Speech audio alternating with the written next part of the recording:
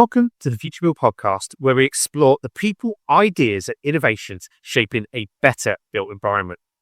Today, I'm joined by Dr. Elnaz Kashef, Director of Policy, Research and Impact at Futures for All.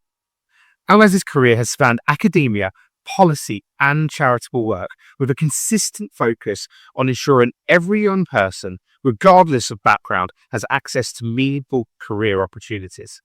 Now, this is a critical issue for our sector. The natural and built environment is worth over 159 billion to the UK economy and employs 3 million people. Yet we face a shortfall of almost 200,000 skilled workers needed to deliver the green transition. Also, we have a diversity issue. It's a pressing concern. Just 14% of the construction workforce are women and just 6% from Black, Asian or minority ethnic backgrounds. Now, Future for All is working to close these gaps by providing fully funded work experience, employer engagement and inspirational programs that reach state school and college students nationwide. Today, we'll explore Elnaz's personal journey, the mission of Futures for All, and the challenges in the system and the strategies needed, success stories, and looking ahead of what we must do to create lasting change. Elnaz, an absolute pleasure to have you on the podcast today. Thank you so much for having me. So we're going to address a really important issue that maybe doesn't get talked about enough, which is obviously the career progression, getting kids from school into the built environment. But before we touch on that, I'd love to find out about what brought you into this space and Sure. a little bit about your background. Definitely. I grew up in a family that education was a key to success. I came abroad to study the best higher education institutions because there was this notion that actually qualification is the best guarantee to success. But what was less valued and was less discussed was about guidance and experiences beyond grade and classroom. When I moved to TUK, I didn't know where to start, what the best next step is. Even though I had the highest levels of qualification, I just didn't know what employers were looking for. I actually came to this country to become a banker. I'm in education now. I mean, if you can see the power of guidance and connection influencing my own career. So I would say that gap in exposure, guidance, and experiences sparked this ambition in me to understand what are the transformational activities or opportunities earlier on in life that shape the future of young people's journey to employment. And I kind of wanted to study that in depth to understand what holds some young people back from achieving the success they need while they have similar qualifications or grades to their more, wealthier or more privileged counterparts. So I just started specializing in this sector because I wanted to lead this work and was really passionate about finding the answer. And actually, that was the focus of your PhD, wasn't it? It was looking at the transition from school to career. Yes. Tell us a little bit about what you uncovered and some of the findings. Sure.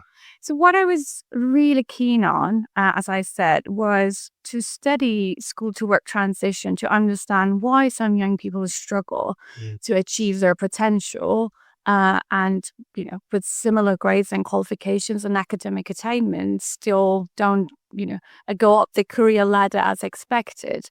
And, the PhD, the research that I've done revealed that actually there is a factor beyond academic grades that is some sort of capital that young people hold. It's around connections, networks, information, insight about labor market and job market and how employers recruit and what to do in an interview or write on CV. These are the sort of information that some young people don't have access to and their wealthier counterparts or other peers do have, and it does matter. It does act as a barrier to success and barrier to entry as well. So I was also lucky enough to see this in practice because I worked at a charity while I was doing my PhD. I've seen firsthand that how young people benefit from these experiences and how lack of it can actually hold them back. Yeah, we're going to talk a lot about, I think, inequality as well, and and the differences that is. You've done a lot of work across academia, charities, and policies. What how do you think that those experiences have sort of shaped your perspective on the challenges that young people face? I was incredibly lucky to work with some thought leaders in the sector and some really pioneering charities who really wanted to tackle this head on. Mm. There was this strong belief that the world of school and employment need to come closer to each other. Young people need to be exposed to the world of work before they even, set foot in it. And earlier we tackle this, earlier we expose them, the better and more influential it is in shaping their aspirations and their choices about the future. And I think I feel incredibly lucky to work in a national charity that is actually putting the innovation and systems needed to tackle this at a national scale. We can't just live in a society that young people are left to chance to find these opportunities. And I'm so excited to be part of this journey Mm. to make this change possible for the next generation of young people. What I'm quite interested in is that there's and I'll think about myself or, quite a lot of my friendship group, you end up studying a topic that when employment doesn't quite link. How does that happen? Yeah, so I think sometimes you specialize in an area, but what I think most matters is the sort of transferable skills that you gain while you're still in education, which I think is lacking from the education system now. I mean, there are examples of great practice. I would be unfair of me to dismiss that, but I think what is missing at the moment, and probably something that is not preparing young people to seize the opportunities, is those essential skills, the kind of skills that will help them overcome adversity, to show resilience, to communicate well, to present themselves well when it comes to interviews or talking to senior people. So even though you specialize in specific subjects, I think that these are the skills you need to be able to thrive and to use in that smooth transition to job markets. I think this is a nice segue into maybe introducing your current role and in particular the organisation you work for, Futures for All. Sure. Tell us a little bit about Futures for All's mission and the role that you do within it now. Of course. So Futures for All is a UK national charity. We have a mission to end inequality and access to work experience once and for all. We level the playing field and access to careers education. So far, we have supported over 2 million young people with our wide range of programmatic offers. Our mission is to end inequalities so that young people, no matter where they come from and who they're born to, can achieve their potential. It's been 15 years of national delivery, so we build on our success of our past.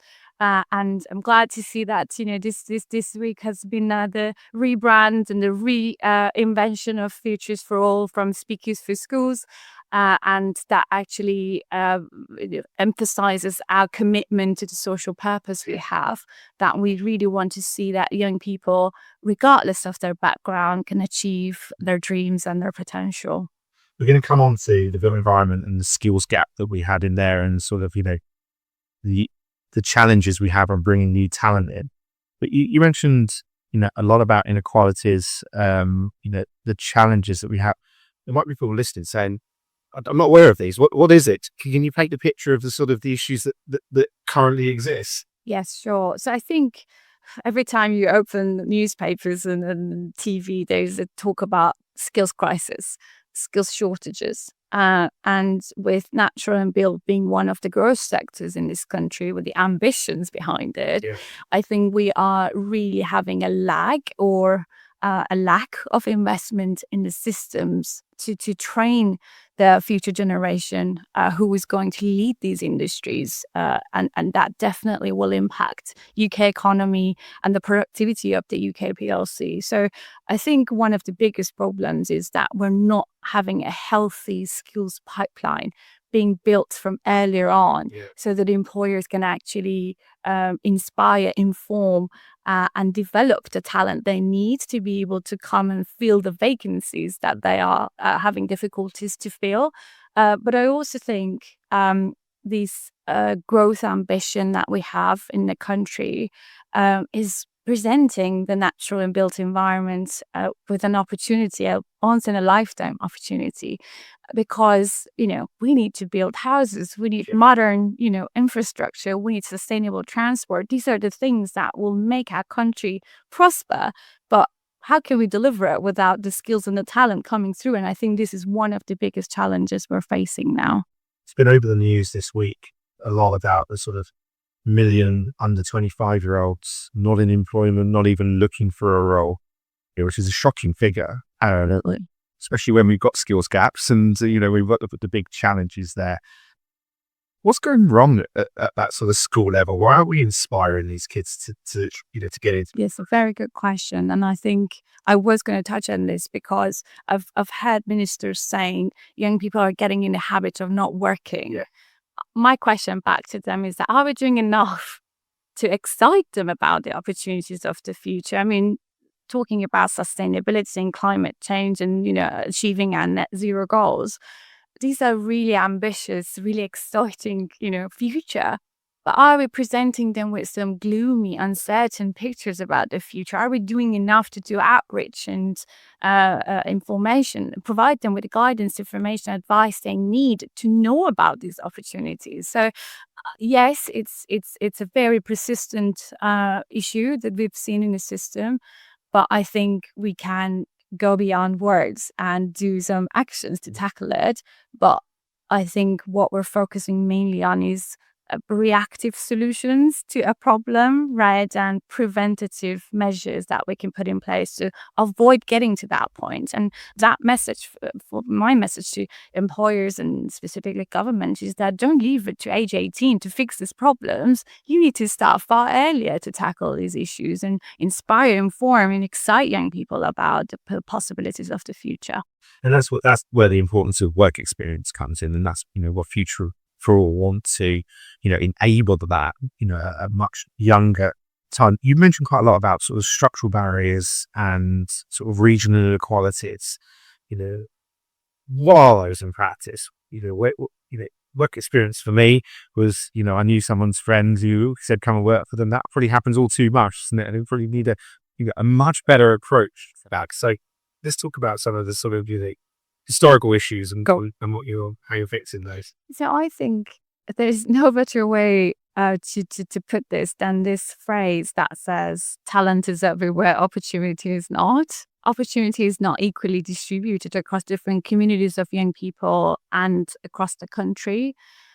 Too often young people have to draw on their parents to gain experiences of the world of work, including placements and other types of activities. I mean, your father works in a law firm, give a call to a friend, can I bring my kid to work for a day to shadow you?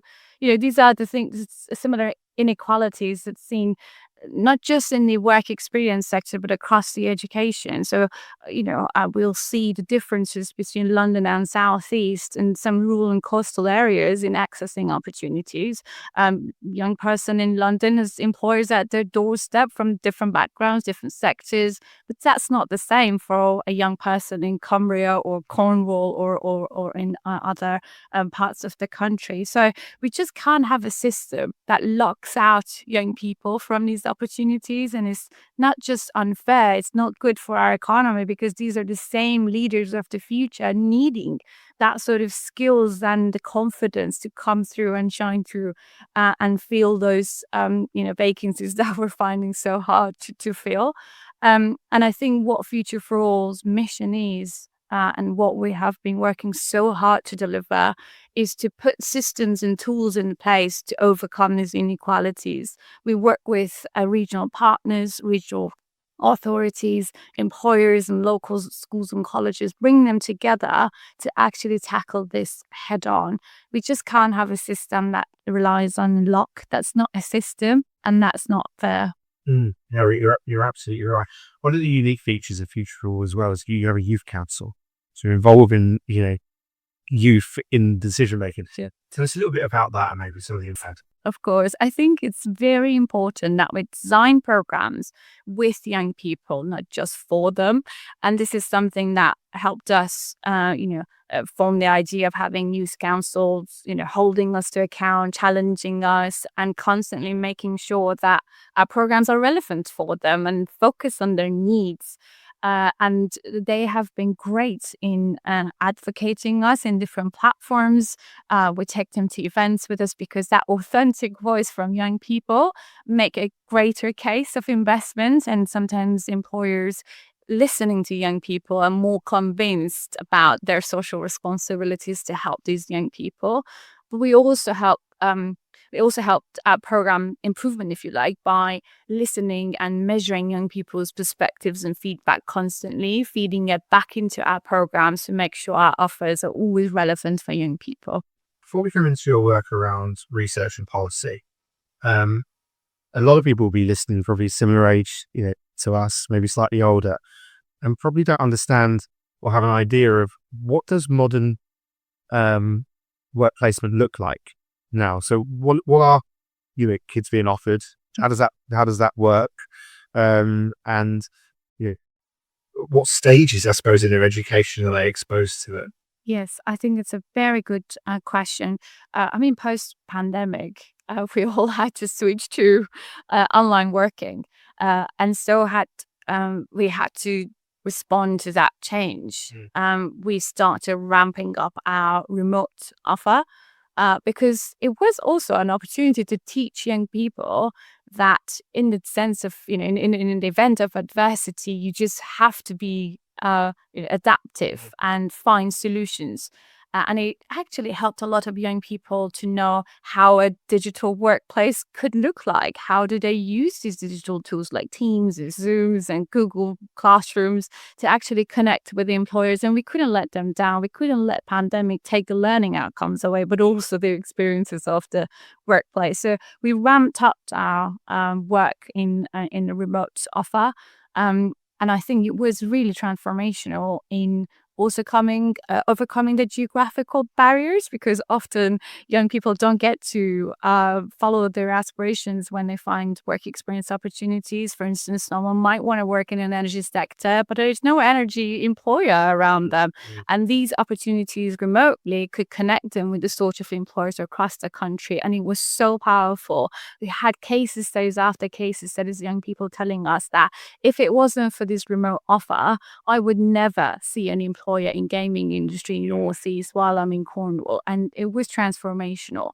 But as the world is moving towards a more normal work routines, I think as a charity, we're also understanding that, the new norm is hybrid and people are going back to office a few days a week. So we are adapting our offer to, again, use the opportunity to teach young people about modern workplaces and how they work.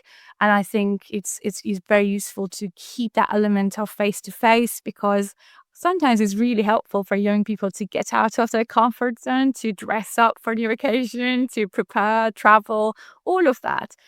So we're trying to mimic all aspects of the real work in our offer to young people. Brilliant. I want to come on to the research that you've done, and in particular the built environment. We've got a huge, as we've already spoke before, huge challenge in the built environment. We've got Labour's new targets around home building. We've got this transition to net zero. We urgently need, I think the report was about 200,000 workers to deliver on that green transition. Tell us a little bit about maybe some of the challenges in particular that your research showed around the built environment. I know we have a big inequality, diversity issue in particular. Yes, I think one of the major issues is around diversity, as you mentioned. I think the figures show that around 14% of the workforce are female. About 6% are coming from minority ethnic backgrounds. And despite all the efforts to close these gaps, all the goodwill in the sector, we still see them quite persistent. I think as a country, we can't risk losing talent. We can't overlook potential. And for the sector, that is an untapped talent pool to help them build the healthy skills pipeline they need to fulfill their ambitions. And as I said, I think one of the issues around construction, engineering, and built environment is a perception issue. A lot of young people still think that, when you talk about construction or engineering or build, it's just about muddy boots and hard hats and getting work on site. That is not the case.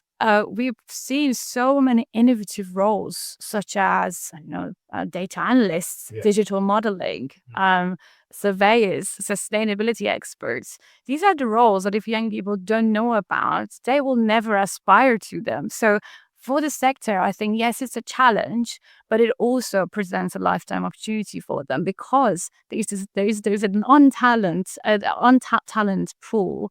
And with little effort, they can actually reach out to them, inspire them, inform them, and excite them about the future. I 100% agree with you. I think there's the built environment and the construction industry has many multifacets. There's the trade side, which again has its own skills challenges, and amazing careers, plumbing, engineer, electricians, contractors, that side of things. And then you're absolutely right. We have this sort of specified community of the engineers, the architects. There's a deeply technical role where we need the, very well-educated, individuals to be coming into that, and they can have huge impact, especially around the net zero side of things. One part of your research mentioned the term privileged knowledge. Can you explain that a little bit and maybe some of the issues that brought out? Sure. I think that was a piece of research we commissioned last year, and it revealed so many interesting facts. So privileged knowledge, or as we call it, assumed knowledge, it's about a set of common understanding about how the system works. These are the things spanning from what A-level choices I make to achieve my ambition. How do I well in an interview? How do I set career goals and achieve them? What is it that the employers value in an interview? What is it they're looking for? How do I fit in culturally when I start work? So these are some sort of common understandings that will be assumed instinctively every young person knows, but that is not the case. Imagine if your father works in an engineering firm. Isn't it easy for you to access a sort of insider knowledge about the sector that another young person whose dad has never been to office will never have access to? So that is the sort of definition around privileged knowledge. If you have access to connections, networks, you will gain some sort of confidence and insider knowledge that will help you navigate the system easier. And we think there's just some sort of unfairness around access to this tacit knowledge. And our research showed that this is actually true because the access to the privileged knowledge is skewed towards affluent families. And this actually gives them some sort of competitive advantage when it comes to transition to work, but even in their education journey. They know if they want to become an engineer, they need to do A-level in computer science, they need to have really high grades in math and science and all of that. But someone who's never had access or never had connections or guidance in school would not know that. And that holds young people back because it will not only develop their knowledge, but it will also affect their confidence level in wanting to apply to those roles in the sector. And I think for sectors with talent issue, this is a problem because they kind of need to get out in front of young people, tell them how to actually come work for us. There is a place for you in our sector, and these are the things you need to do and acquire before joining us. So I think it's just a very win-win situation if employers actually take it upon themselves to inform young people about how to join them and their sector. So tell me a little bit about how Futurebuild goes about addressing these inequalities. Sure. So we provide our own programs. Obviously, we have for the 15 years when founded by Robert Peston, the ITV political editor, we bring leading the thought leaders and business leaders into the world of state education and colleges, from CEOs to adventurers, from comedians to barristers and everyone in between. we give them access to the kind of networks that private education young people have access to. And we also we're very proud of our work experience program. It really works with employers to design inclusive, purposeful, and exciting, meaningful opportunities for young people to do multi-days of experiences and gain real insight into the world of work, but develop the sort of skills we talked about. And I'm really proud to say that this week we launched our Work Experience Finder. So this is a digital platform where young people, no matter where they live, with a click away, they can search for opportunities around the country and in the industries or sectors they're interested in. It also enables young people to apply and get certifications, something that tangible that gives them to take it into their CVs and interviews and talk about. But it also helps employers make it dead easy for them to offer work experience, no matter which industry they come from, what size they are, and at the same time supporting educators with the capacity issues to organize these work experiences to have a seamless offer for their young people. And the evidence is clear, isn't it, that the positive impact that this can have. I'm going to read a couple of stats from your recent research. But, you went on and said 63% of students report a clearer sense of their future direction after a placement, which is unbelievable. And 91% said they had a greater awareness of local employees as well. So the evidence is there of the effectiveness. I suppose, what's holding it back? How do we scale this? Yeah, I think it's a very good question. We're not short of evidence of showing why this is important. It's more about the how. I think in the past 10 years, we've overlooked the subject of work experience. There is a bit of an unjust system that still rewards those with connections, as you said, parents, family networks, neighbors, and penalizes young people who don't have these connections. So Futurebuild's mission is to fix that. We kind of want to make sure that regardless of who you're born to and which school you go to, you can still access these kind of meaningful, impactful opportunities. So we invested in multi-million pounds in our tech over the past few years to make sure we have created the tools and the systems, whether we have governments or not acting on it. We took it upon ourselves to fix it because we just can't lose another generation of young people to these inequalities, given the pressing skills shortages that we're seeing in the country. And I think that's, we have made this statement publicly that by 2028, we really want to end this inequality once and for all. And you also in your research talk a lot about quality work placement. Tell us a little bit about that, what you mean by quality. Sure. I think it's something that I'm personally really passionate about because I see the kind of enrichment activities that young people in private education have access to, debate clubs, extracurricular activities, traveling, every single bit that develops their confidence, but they are offset in quality. And it seems like when we come to state educated young people, we compromise that slightly so they can find whatever they can, regardless of whether it's high quality or not, because they just want to have something to have on their CV or something they need for their higher education that they apply for.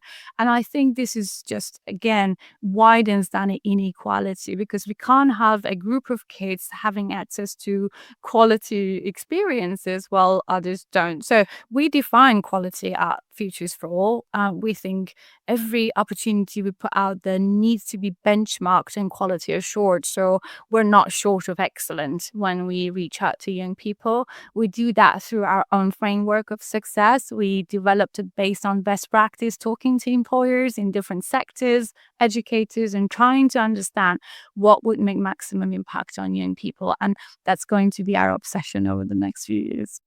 So, if someone's listening and they're head of HR for their it's a large contractor or a large, engineering firm or architectural practice, and wants to get involved.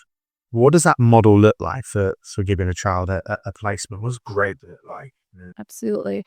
So the way we define best practice, we've came up with 3 pillars, if you like, of success.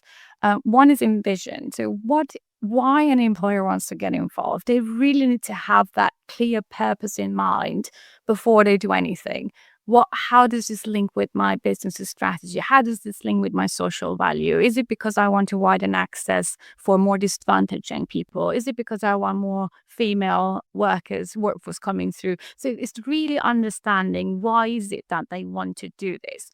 Then our role starts playing out. We help those who understand, this is important for their future workforce development, to design and deliver a very impactful experience.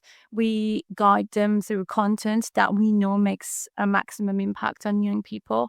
And we put a 3 to 5 day, if you like, worth of content and the platforms for them to deliver it. So we make it very easy for them to realize that ambition from the beginning. And then the final pillar is about reflection. So you don't want just young people do an experience and that's it, off you go. You want them to reflect. You want to take something away from that experience so that they confidently can talk about it when they go back to their education. And we do all sorts of rewards, recognitions, one-to-one chats with employers, or Q&A in the end. They present ideas to employers and get rewarded or feedback from them. There are all sorts of ways that we actually make sure this is a lasting impact for young people. And I think for the employer's final advice is that one-off activities don't work. This needs to be as part of a bigger effort to create a journey for young people. So you reach out to them while they're in school. Well, how about after that? Are you putting in place some sort of mentoring program for them, for the alumni of your work experience to come back? And that continuous journey with the talent will keep them engaged and ultimately make sure that they actually choose you over others. And it gives you that competitive advantage to access to talent. So I was going to ask you about sort of how do we measure impact, especially for not just the employee actually, but for the individual as well.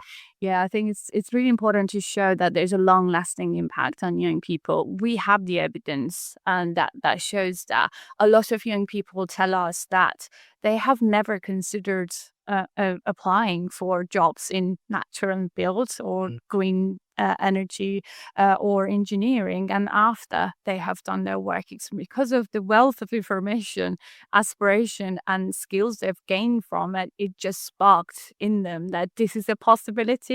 And I think this is foundational element to it, is that because they don't see it, they never aspire to it. Once they see it, once they see, what this means, what sort of things it involves, talk to people from different seniority, different roles, it just gives them that light bulb moment that this is also a possibility for me. I do like that better for the engineering work. It speaks to my creativity, speaks to my ambition. So I think it's just all in all a very impactful experience for young people, but also from the evidence and what they tell us, we can see that sometimes they end up in careers as they have done their work experiencing. And I'm reading another stat here from your research, but came out that 80% of students improve their understanding in their own strengths, which I just think is a massive confidence boost, isn't it? I think that's the big which students probably, suffer with the most, about the confidence. How can I do that?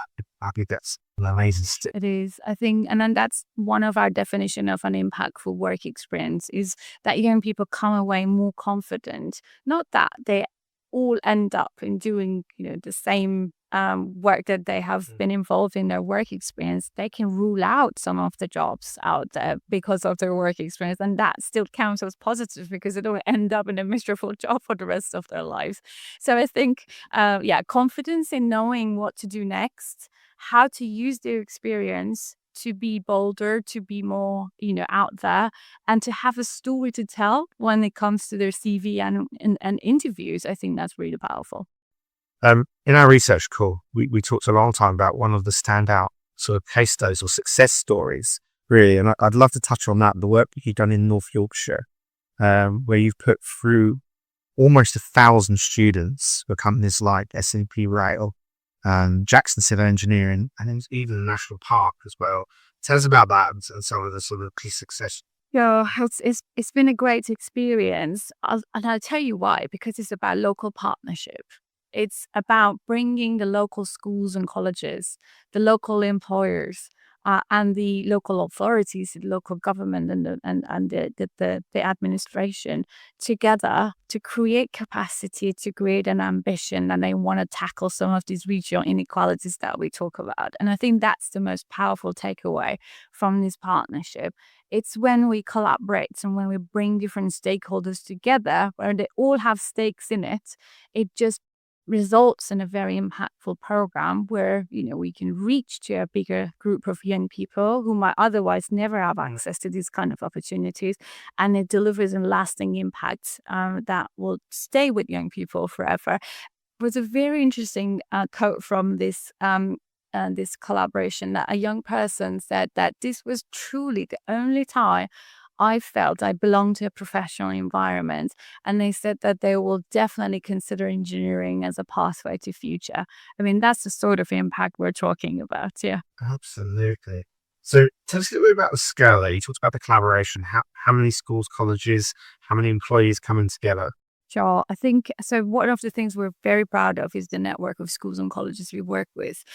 We have about 2,000 plus schools and colleges on our network, and that's something employers find extremely valuable, because often we hear from our stakeholders that they struggle to know where to start with schools and colleges, how to connect with them, who to go to if they want to offer opportunities to young people. And this is where we come in, because we have that network of schools and colleges at our disposal. So we get to advertise and offer their work experience opportunities to a wider talent of young people across the country.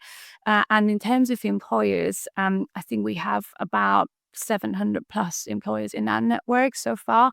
We work with at least 40 plus employees in the natural and built environment just last academic year. It just shows the sheer interest and passion in the sector and the will, because I think employers recognize the problem. They just don't know where to start and how to do this. And we provide everything they need to be able to do that. One of the big benefits here is it's giving them access to a much bigger diversity of employees, and we can start to address some of those diversity and inequality issues. Yeah, absolutely. Absolutely. I think one of the things that young people keep telling us is that they've never seen role models that they can relate to. So by opening up the diversity of employers going to schools, we show to young people there is a place for you in this organization or in this sector. We don't want to send a damaging signal to young people that this is not a job for you, or this is not for the kind of people that don't belong to the industry. So you just broaden their horizons.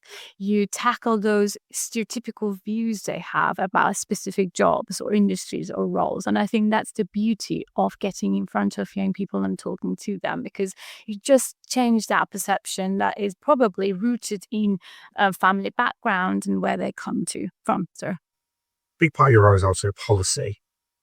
What do we need government to be doing? There's so much opportunity here. You've got the research behind it.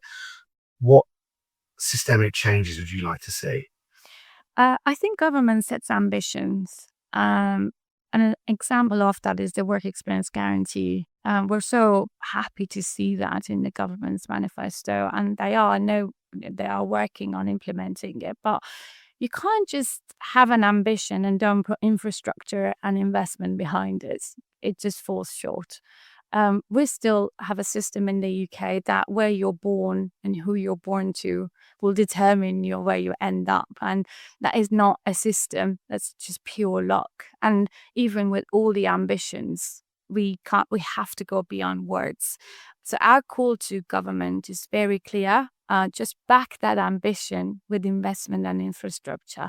If we want every young person in this country have 2 weeks worth of work experience, it just has to deliver with the sort of capacity, resources and funding that it requires to succeed. We can't just leave schools already overstretched to deliver this on top of everything else they do. We need to incentivize employers to step up and step in and help.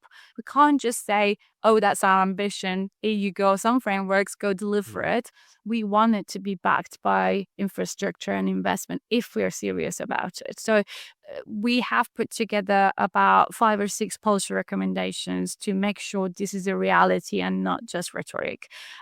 We think there needs to be a national quality assurance framework to recognize opportunity that delivers impact. Incentivization for employers through tax reliefs or, flexing the gross levy to deliver it. We think there needs to be proper resources to schools and colleges to support young people to deliver a quality experience for them. And for young people themselves, who's going to pay for the travel, clothing, equipments that they need to go to attend their work experiences? So there needs to be cost removal of that cost barrier. And finally, a marketplace of opportunities for young people. So no matter where you live, you can actually explore and access opportunities, which is something that we took it upon ourselves to deliver, and it's our gift to the system. Yeah. Well, the mandatory use of a marketplace would almost eradicate the connected, views that we have, wouldn't it? Yeah, absolutely. We don't want to reward those who have connections and those who don't, to just leave it to chance and to find these opportunities, because we know the transformational effect it has on their life chances. So, in the built environment, we're accelerated headfirst towards these sort of 2030 sort of net zero targets. It's quite a nice framing sort of what does the next 5 years look like? What are the key priorities for you at Future for also? So the next 5 years, I think it's very exciting, because if we actually have these ambitions in the growth sector, this is where Futures for All want to make it happen, make it possible. We want to tell young people about opportunities that are out there that speaks to their values and speaks to their aspirations. I know that probably employers and industries that do not mirror the sort of communities they serve, they will lose out on talent. They will lose out on innovation and idea. And I think that's what we want to tackle. We don't want employers to keep drawing from the small talent pool that they have. We want to widen that. We want to inform and inspire the next generation about these opportunities. And we will do that through our technology, through our networks, and through our regional advocacy and collaboration. I think it would be a miss for me, and I'm sorry, these are questions that I haven't submitted to you in the past, but there's a lot of negativity around the sort of Gen Z era of, of individuals, and there's, challenges, I suppose, of integrating them into the workplace. But great to talk some let's frame it in a positive way, where actually they bring a different skill and they bring a different outlook. How should employees sort of embrace this and sort of, and engage with them? Any tips? Well, I think I don't like labeling, young people, but again, as I said in the beginning, there is this notion about the youngest generation, that they are lazy and they don't want to do the work and put the hard work in, and similar to the previous generations. But actually, they are full of ideas. Yeah. You hire an intern in the creative sector, they design the best digital campaign for you that you can't get from the other employees. So I think we should embrace the creativity they bring with themselves, but also the values. They are quite careful about social purpose, which I think is a nice thing. They do care about when they look at products. They look at their carbon footprint, for instance. These are things that I think will help us become better societies, not just holding us back from achieving innovation. We just need to embrace it. But also, I would say, again, the question I had in the beginning of the podcast, are we doing enough to inform them about things we want from them, set expectations, and make sure they understand what's their role in the innovation and the growth that the company or the sector wants. And once they understand and find their place in it, I think they can be great contributors rather than someone to be intimidated by. Yeah. We always finish the podcast on with sort of people that have had a positive impact on yourself. And I'm just thinking back to, your previous role as a sort of speakers role. You've obviously seen some amazing, inspirational people that you put into schools to inspire people. Can you tell me a couple maybe that you that have inspired you as well? I mean, there are too many. Obviously, I don't go to every talk in the country. How we do that would be really onerous. But one of actually the talks that inspired me a lot is by our own founder, Robert Peston. So he's ITV's political editor, and he's been passionately pouring his soul into this charity from 15 years ago. And the way he connects with young people is quite inspirational. The journey he's been on, the information about his career and how he got to the person who he's now, and at the same time seen in action things he's done for the success of the charity has been quite influential for myself and for wanting to be part of Speakers to Schools and Now Futures for All journey. Another one that I have seen is from Deborah Meaden, so the famous Dragon Den judge. She's been quite inspirational. She's actually featured in one of our campaign videos talking about how she started her journey and how she ended up being such a successful entrepreneur. And listening to these stories is just shows you what are the possibilities, and you start questioning your own narrow view of the world and how perseverance and hard work and graft and ambition will get you there finally. So finally, I think we've covered it before, but I think it's worth talking about again.